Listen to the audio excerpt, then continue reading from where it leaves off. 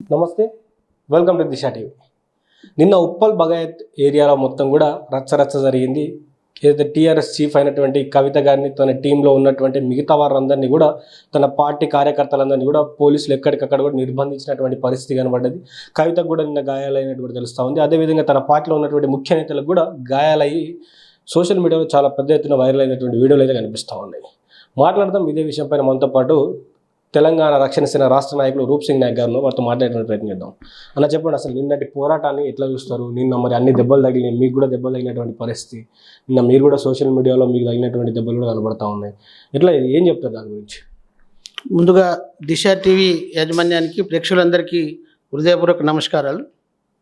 సరే, నిజంగా నిన్న జరిగినటువంటి పోలీసుల యొక్క దుశ్చర్య, పోలీసుల యొక్క అత్యుత్సాహం, అది కేవలం వాళ్ళు చేసినటువంటి ప్రయత్నమే కాకుండా నేరుగా ఈ రాష్ట్ర ముఖ్యమంత్రి రేవంత్ రెడ్డి, కాంగ్రెస్ ప్రభుత్వమే ప్రత్యక్షంగా ఆ పోలీస్ యంత్రాంగానికి అటువంటి ఆదేశాలు ఇచ్చి చేపించిందని మేము భావిస్తూ ఉన్నాం.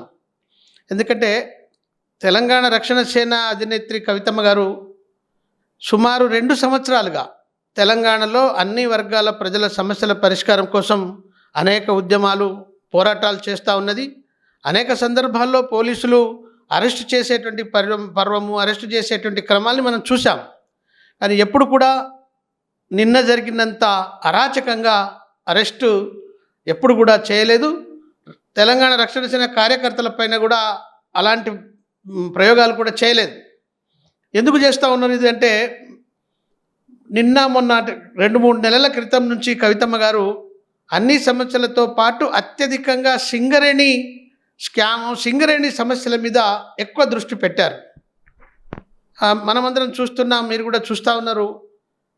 మొన్న 5 రోజుల పాటు సింగరేణి బాటా పేరుతో కవితమ్మ గారు నిర్వహించినటువంటి సింగరేణి బాటా, అదేవిధంగా రేపు 9, 10, 11 మిగతా ఈ 3 రోజులు కూడా మిగతా కొత్తగూడెం, భద్రాచలం ఆ ప్రాంతంలో ఉన్నటువంటి బావుల మీద పర్యటన చేయబోతూ ఉంది. ఆ సందర్భంగా కార్మికుల, ఉద్యోగుల సమస్యలతో పాటు సింగరేణిలో జరుగుతున్నటువంటి ప్రయోగాలు, అంటే ఇక్కడ ఉన్నటువంటి కాంగ్రెస్ ప్రభుత్వము బీజేపీతో చేతులు కలిపి ఆ సింగరేణి స్కామ్లో తమ వాట తమ పొందుతూ సింగరేణి వనరుల్ని, ఆదాయాల్ని కొల్లగొడుతున్నటువంటి తీరు పట్ల కవితమ్మ గారు ఎవరు స్పందించకముందే స్పందిస్తున్నారు. అటు బీజేపీ పార్టీ కానీ, ఇక్కడ రాష్ట్రంలో ఉన్నటువంటి ప్రతిపక్ష పార్టీ బీఆర్ఎస్ కానీ ఆ సింగరేణి స్కామ్స్ పట్ల, సింగరేణి మోసాల పట్ల ఎత్తి చూపుతున్నటువంటి పరిస్థితి లేదు. కానీ కవితమ్మ గారు ఎప్పటికప్పుడు లోతైన సమాచారాన్ని అధ్యయనం చేస్తూ ఈ ప్రభుత్వం యొక్క తప్పిదాలను ఎండగడుతూ ఉన్నది. ఇక ఇప్పుడు కాంగ్రెస్ ప్రభుత్వంకి అర్థమైపోయింది, ఇప్పటి వరకు మరి మనం ఇలాగే ఇంకా ఉంటే కవితమ్మ గారి ఆదరణ ప్రజల్లో మరింత పెరుగుతుంది, మరిన్ని సమాచారాలు బయటికి తీసి మన ఆట కట్టించేటువంటి పరిస్థితి ఉంటుంది. అందుకనే ఎట్టి పరిస్థితుల్లోనైనా ఆమెను మరి భయపెట్టాలి, వాళ్ళ క్యాడర్ను భయపెట్టాలి అనేటువంటి దురుద్దేశంతో నిన్నటి అరెస్ట్ జరిగింది. మీడియా ద్వారా అందరు చూస్తూ ఉన్నారు ఏ రకంగా జరిగిందో. ఆమె ఒక మాజీ పార్లమెంట్ సభ్యురాలు, అలాగే ఎమ్మెల్సీ చేసినటువంటి గొప్ప నాయకురాలు, దేశవ్యాప్తంగా మహిళా రిజర్వేషన్ల మీద పోరాటం చేసినటువంటి నాయకురాలు. వాస్తవంగా నిన్న అంటే అక్కడ భూ పోరాటం అని మీరు మొదలుపెట్టారు. అసలు ఎందుకు మొదలు పెట్టాల్సింది? ఎందుకంటే రాష్ట్ర ప్రభుత్వం మేము ఉద్యమకారులను ఆదుకుంటాం, వారికి రావాల్సినటువంటి అన్ని హక్కులు కల్పిస్తామని రాష్ట్ర ప్రభుత్వం ఒక సైడ్ చెప్తానే ఉంది. దానికి ఒక కమిటీని వేసింది, దానికి కేశవరావు గారు దానికి అధ్యక్షత వహిస్తూ ఉన్నారు. అన్నీ చేసిన తర్వాత మీరు చేయాల్సినటువంటి అవసరం ఏంది? ఎందుకు చేశారు అంటే ఉద్యమకారులు మీ వైపు లాక్కోవడానికి, మీ స్వార్థం కోసం చేశారని కూడా చాలామంది అంటూ ఉన్నారు. ఉద్యమకారులు కార్ల కోసం మేముగా మా అధ్యక్షురాలు కవితమ్మ గారు ఇన్వాల్వ్ అయినటువంటి పరిస్థితి కాదు. 2 సంవత్సరాల క్రితం నుంచి ఉద్యమకారుల సంఘాల నాయకులు అనేక సార్లు కవితమ్మ దగ్గరికి వచ్చి మా సమస్యను ప్రభుత్వం పట్టించుకోవడం లేదు, గత ప్రభుత్వము ఉద్యమకారులను నిర్లక్ష్యం చేసింది, ఈ ప్రభుత్వము అధికారంలోకి మేము వస్తే మీకు 250 గజాల ల్యాండ్ ఇస్తాము, మీకు ప్రత్యేకమైనటువంటి కార్పొరేషన్ ఏర్పాటు చేస్తాము, చనిపోయిన కుటుంబాలకు 25 లక్షల ఇన్సూరెన్స్ ఇస్తాము, అంటే పెన్షన్ ఇస్తాము అని చెప్పేసి మాతో అనేక సార్లు రేవంత్ రెడ్డి మమ్మల్ని వాళ్ళ ఆఫీస్కి పిలిపించుకున్నారు, ఇంటికి పిలిపించుకున్నారు, మాట్లాడినరు. మేమందరం కూడా నమ్మి ఓట్లు వేసి ఇలా గెలిపించుకున్న ప్రభుత్వం 3 సంవత్సరాలైనా కూడా పట్టించుకునేటువంటి పాపాన పోతలేదు. మేము వెళ్తే కలిసే పరిస్థితి లేదు, మాట్లాడే అవకాశం లేదు. మీరైనా నోరిప్పితే మా పక్షాన నిలబడితే ప్రభుత్వం కదిలి వస్తుందని పలు దఫాలుగా ఉద్యమ సంఘాలన్నిటి కూడా వచ్చి రిక్వెస్ట్ చేయడం, వారితో అనేక సార్లు కవితమ్మ గారు చర్చించడం, వాళ్ళ యొక్క వాస్తవ బాధల్ని అర్థం చేసుకునే ఇవాళ తెలంగాణ రాష్ట్ర వ్యాప్తంగా ఉన్న ఉద్యమకారులను ఏకం చేసి కరీంనగర్లో ఒక భూపోరాటాన్ని ఎందుకు చేయవలసి వచ్చింది? భూపోరాటం మీరు ఇస్తామన్న 250 గజాల స్థలం ఇవ్వడానికి మీకు స్థలం కనిపించకపోతే ఇగో ఈ చోట ప్రభుత్వ భూమి ఉంది, మీరు దీన్ని గుర్తించి ఆ ఉద్యమకారులకు ఇవ్వండి అని కరీంనగర్లో చేశాం. కరీంనగర్లో చేసిన తర్వాత రాష్ట్ర వ్యాప్తంగా మీ ఇదే విధమైనటువంటి పోరాటాన్ని చేస్తామని కవితమ్మ గారు హెచ్చరిస్తే ప్రభుత్వం తూతూ మంత్రంగా ఒక కమిటీ వేసింది. అని ఆ కమిటీ కూడా 3 సార్లు ఉద్యమకారులను పిలుస్తామని చెప్పి చైర్మనే ఆ మీటింగ్కు పోకుండా సభ్యులతో మీటింగ్ కండక్ట్ చేయించినటువంటి సందర్భము. అక్కడ కూడా ఎలా గుర్తిస్తారు, ఎవరిని గుర్తిస్తారు అని కనీసమైనటువంటి విధి విధానాలు ఉద్యమకారులకు చెప్పలేదు. అందుకే 2 సార్లు మీటింగ్ వెళ్ళినటువంటి ఉద్యమకారులందరూ కూడా తిరిగి కవితమ్మ గారి దగ్గరికి వచ్చి, అమ్మా ఈ కమిటీ మీద మాకు నమ్మకం లేదు, ఇది కాలయాపన కమిటీ, అసలు కేశవరావు ఇప్పటివరకు ఇచ్చిన ఏ కమిటీ కూడా న్యాయం చేసిన పరిస్థితి లేదు, తన మీద మాకు నమ్మకం లేదు, ఇది తూతూ మంత్రంగా చేసినటువంటి కమిటీ, తిరిగి మీరే మా కోసం ఏదైనా చేయాలి అని అంటే 2 నెలల క్రితమే ఉప్పల్ బగాయత్లో ప్రభుత్వ భూములు ఉన్నాయి, ఆ ప్రభుత్వ భూముల్ని ఈ ఉద్యమకారులకు కేటాయించండి, మీకు భూమి తెలవక లేదు అని అనుకుంటే మేము చూపిస్తామని ఆ భూ పోరాటాన్ని నిన్న కవితమ్మ గారి నాయకత్వంలో ఉద్యమకారులందరూ అదేవిధంగా టీఆర్ఎస్ పార్టీ శ్రేణులు పాల్గొని ఆ భూపోరాట కార్యక్రమాన్ని మొదలుపెట్టారు తప్ప మాకు మేముగా తీసుకునేటువంటి పోరాటం కాదు, కవితమ్మ గారు స్వయంగా తీసుకున్న నిర్ణయం కాదు, ఉద్యమకారుల యొక్క ఆహ్వానం మేరకు వెళ్ళినటువంటి పరిస్థితి వాస్తవమైనటువంటి విషయం. అయితే వాస్తవానికి నిన్న మీరు అటు సైడ్ పోరాడుతుంటే ఇటు తెలంగాణ రాష్ట్రంలో అటు కాంగ్రెస్ పార్టీ బీఆర్ఎస్ పార్టీ మీద ఒకరి మీద ఒకరు కూడా ప్రతి సవాలు విసిరికుంటా ఉన్నారు. చర్చలకు రావాలి, గురుకులాల్లో 2000 కోట్ల స్కామ్ జరిగిందంటూ కూడా ఉదయం ఆయన పిలిస్తే సాయంత్రం ఆయన పిలుస్తుండు, ఒకరు వస్తే ఒకరు రావట్లేదు. ఇదే నిన్న రాష్ట్రం అంతా కూడా అరెస్టుల పర్వం నడిచింది. దీన్ని ఎట్లా చూస్తారు? ఇది పచ్చి భూటకమైనటువంటి నాటకం తప్ప మరొకటి కాదు. ఎప్పుడైతే తెలంగాణ రక్షణ సేన అధినేత్రి కవితమ్మ గారు సింగరేణి బాట పట్టి అన్ని ప్రాంతాల్లో తిరుగుతున్నదో, తను తిరిగి వచ్చిన తర్వాత బీఆర్ఎస్ పార్టీ హరీష్ రావు గారు మేమున్నామని ఒక మీటింగ్లు పెట్టుకొని తిరిగి ఆ ఉద్యోగులకు ఆ కార్మికులకు భరోసా ఇస్తామనేటువంటి ప్రయత్నం చేశారు. అంటే వాళ్ళకేమో గేట్ మీటింగ్ వరకు పోయేటువంటి అనుమతిని కాంగ్రెస్ ప్రభుత్వం రేవంత్ రెడ్డి అధికార యంత్రాంగం అనుమతిస్తున్నది. అదే గేట్ మీటింగ్కు కవితమ్మ గారు పోతా అంటే మాత్రం ఇవ్వలేదు.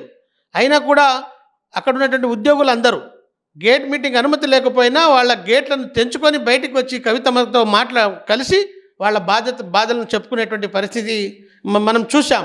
అదేవిధంగా నిన్న కూడా 2 నెలల క్రితం కవితమ్మ గారు ఉద్యమకారుల పక్షాన మేము భూపోరాటానికి నిర్ణయం తీసుకున్నాం, పలానా తారీఖు నాడు పలానా చోట చేస్తామని ఓపెన్గానే మరి ఆ కవితమ్మ గారు అనౌన్స్ చేశారు. అది చూసినటువంటి బీఆర్ఎస్ పార్టీ నాయకులు, ముఖ్యంగా హరీష్ రావు గారు, ఆమెకు వస్తున్నటువంటి ఆదరణ, ఆమెకు వస్తున్నటువంటి ప్రజల యొక్క ఆదరణను మరి కించపరచాలని, లేకపోతే అది పత్రికా పరంగా మీడియా పరంగా ఎక్స్పోజ్ కావద్దని కుట్రపూరితంగా కాంగ్రెసు అదేవిధంగా బీఆర్ఎస్ 2 నాయకులు ఉదయం ఒకరు పోతారంటే అమరవీరుల స్తూపం దగ్గరికి, సాయంత్రం ఇంకొకరు పోయి, అంటే తెలంగాణ రక్షణ సేన అధినేత్రి కవితమ్మ గారు ఏ పోరాటం తీసుకున్నా దాన్ని నీరుగార్చే విధంగా, దాని యొక్క వచ్చేటువంటి గౌరవాన్ని కించపరిచే విధంగా ప్రవర్తిస్తున్నారు తప్ప వాళ్ళలో ఏమాత్రం చిత్తశుద్ధి లేదు. చిత్తశుద్ధి ఉంటే ఇవాళ కవితమ్మ డిమాండ్ చేసింది కదా సింగరేణి కార్మికులకు మరి ఆ బోర్డు ఏర్పాటు చేయాలని, ఇప్పటివరకు అది పూర్తిగా చేయలేదు. మరి ఇలా హరీష్ రావు గారు కవితమ్మ పోయి వచ్చిన తర్వాత తిరిగి వచ్చాడు, ఏం సాధించాడు, ఏం చెప్పదలుచుకున్నాడు? రేపు 20వ తారీఖు నాడు కవితమ్మ గారు సింగరేణి కార్మికుల పక్షాన ఉద్యోగుల పక్షాన నిరాహార దీక్షకు పూనుకుంటుంది. దాన్ని మళ్ళీ ఏ రకమైనటువంటి కుట్రలు పన్ని దాన్ని చివరిగా ఏం చెప్పదలుచుకున్నాను? ఎందుకంటే ఇది మొత్తం హరీష్ రావు కుట్రే అనుకోవచ్చా? కవిత గారి ట్రాక్ని మొత్తం కూడా, అంటే కవిత గారికి వస్తున్నటువంటి ఆదరణ మొత్తం హరీష్ రావే పక్క దవ్వబడుతున్నారు, మీరు పక్కగా చెప్తా ఉన్నారు. 100% బీఆర్ఎస్ అండ్ కాంగ్రెస్ 2 కలిసి కుట్ర చేస్తున్న దాంట్లో కీలక పాత్ర పోషిస్తున్నది హరీష్ రావు గారే. హరీష్ రావు గారు ఎప్పుడైతే కవితమ్మ గారు ఒక పోరాటానికి పూనుకొని నిర్ణయం తీసుకొని ముందుకు పోతా ఉందో, దానికి అనుగుణంగానే అదే రోజు మరో పోరాటాన్ని ముందుకు తీసుకొని ప్రయాణం చేస్తూ ఈ ప్రయాణంలో అంటే తెలంగాణ రక్షణ సేన యొక్క పోరాటాన్ని నీరుగార్చే విధంగా చేయడంలో అటు కాంగ్రెస్ ఇటు బీఆర్ఎస్ అందులో కీలక పాత్ర హరీష్ రావు అనేది వాస్తవంగా మేము భావిస్తూ ఉన్నాం. సో చివరిగా మీరు ఏం చెప్పదలుచుకున్నారు ఉద్యమకారులకి? సో మీతోటి నిలబడ్డటువంటి ఉద్యమకారులకు మీరు ఏం చెప్పదలుచుకున్నారు? మేము తెలంగాణ రక్షణ సేన పక్షాన తెలంగాణలో ఉన్నటువంటి యావత్ ఉద్యమకారులందరికీ మేము పూర్తి స్థాయిలో భరోసా ఇస్తున్నాం. పోలీసు యంత్రాంగం ఎన్ని ఇబ్బందులు పెట్టినా, ఎన్ని లాఠీ చార్జీలు చేసినా, ఏ రకమైనటువంటి కేసులతో అరెస్టులు చేసినా మీరెవరు కూడా భయపడవలసినటువంటి అవసరం లేదు. ఉద్యమకారులందరికీ కాంగ్రెస్ ప్రభుత్వం ముఖ్యమంత్రి రేవంత్ రెడ్డి గారు ఇచ్చినటువంటి ఆ 3 హామీలు ప్రధానమైనవి. 250 గజాల ఇంటి స్థలం, అలాగే ప్రత్యేకమైనటువంటి కార్పొరేషన్, అదేవిధంగా అమరులైనటువంటి కుటుంబాలకు 25,00,000 రూపాయల పెన్షన్.